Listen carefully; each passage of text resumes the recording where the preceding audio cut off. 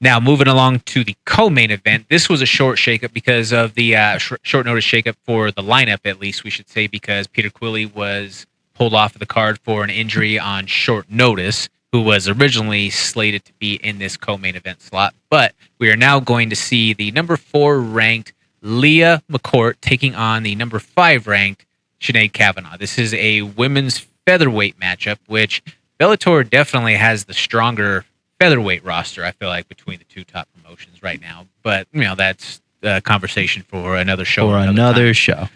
Both of these girls, though, are from the SBG system. They're both from Ireland, so there's definitely a lot of familiarity and mutual circles between the two of them.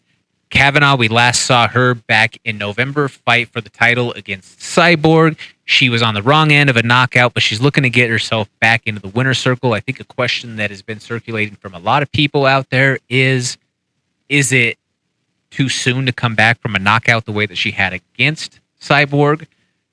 I don't know. I mean, it's a tough one to say just simply because when we take a look stylistically, Josh, at McCourt's riding a smoking hot 6-fight win streak. She just got her jiu-jitsu black belt.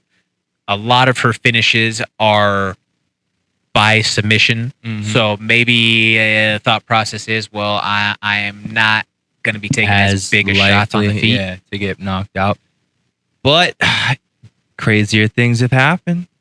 Definitely. There is always a possibility of getting cracked in this game, no matter if you're a jiu-jitsu guy, if you're a sambo guy, it doesn't matter. You can still take a hit.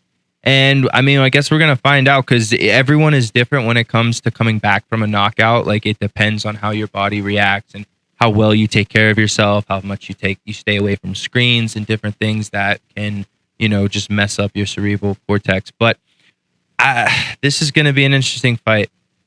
I think that keys to victory, if we're looking at it for McCourt, she has to avoid a brawl with Kavanagh, who is scrappy, who does have the potential power to find a knockout blow. We also look at some of the wins that McCourt has. One of the fastest rising prospects in the women's roster of the UFC is Manon Fiorot, the French just annihilator. She has been burning through everybody that she's fought so far in the UFC at this point. Well, McCourt beat her. Yeah. So, I put that fire rate out.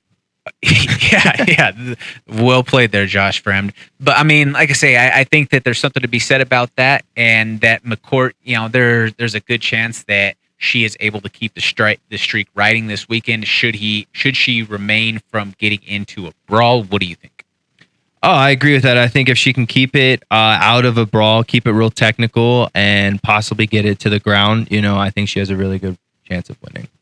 Thank you so much for watching. Please hit that like, share, and subscribe button. That helps us continue to produce this original MMA content and bring it for you every single week. Tune in to the MMA Plug presented by DenverSportsBetting.com on 98.1 FM, Mile High Sports Radio on Wednesday nights from 6 to 7 p.m.